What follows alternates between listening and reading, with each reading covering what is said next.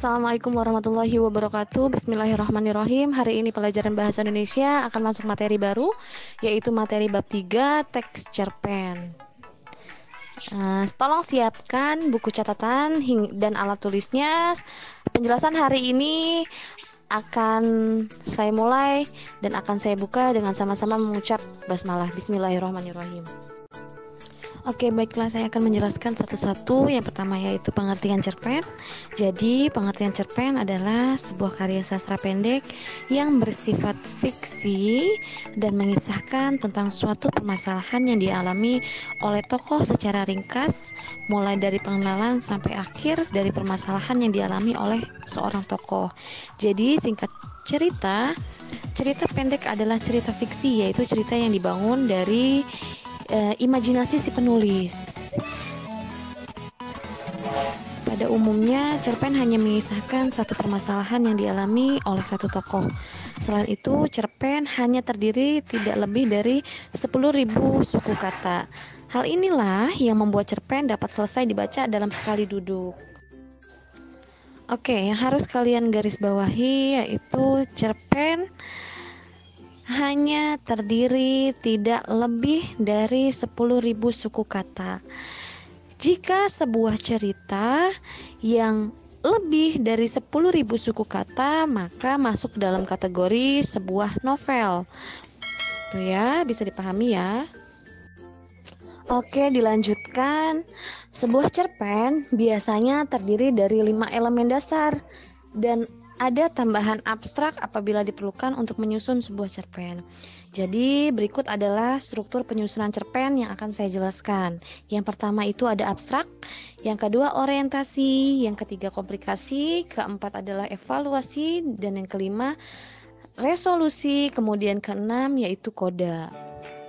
Yang pertama ada abstrak, yaitu abstrak merupakan sebuah pemaparan awal dari cerita yang akan disampaikan. Abstrak merupakan pelengkap dari sebuah cerpen. Oleh karena itu, abstrak bisa jadi tidak ada dalam suatu cerpen. Jadi, abstrak ini bersifat opsional. Ada boleh, tidak ada juga nggak apa-apa. Kemudian yang kedua yaitu orientasi.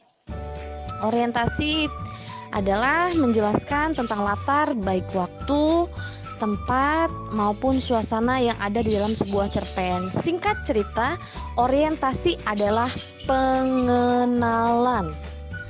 Kemudian yang ketiga, komplikasi, yaitu struktur di mana terdapat pemaparan awal sebuah masalah yang dihadapi oleh tokoh. Biasanya watak dari tokoh yang diceritakan di cerpen akan menjelaskan pada bagian ini. Jadi komplikasi ini adalah singkatnya munculnya suatu masalah. Kemudian evaluasi, yaitu masalah yang dipaparkan akan semakin memuncak. Puncak dari masalah tersebut ditulis dalam bagian evaluasi. Kemudian yang kelima, resolusi. Resolusi merupakan akhir dari permasalahan yang ada di dalam cerpen. Solusi dari permasalahan yang ada dan dialami oleh tokoh tersebut yang sudah dijelaskan. Jadi resolusi adalah penyelesaian masalah. Kemudian yang keenam terakhir yaitu pesan moral. Yang keenam yaitu koda. Koda itu adalah pesan moral yang ada di dalam sebuah cerpen yang disampaikan oleh penulis kepada si pembaca. Sampai di sini apakah anak-anak mau bertanya?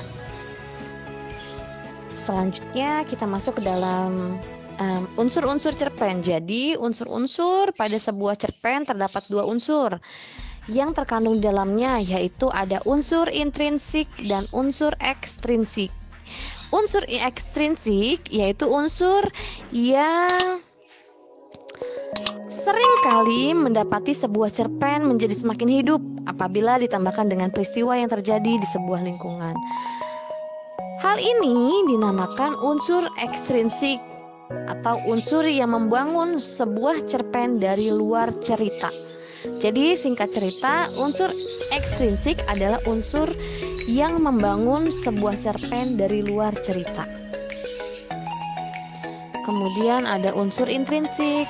Kalau unsur intrinsik yaitu sebuah cerpen memiliki unsur pembentuk yang ada di dalam cerpen itu sendiri.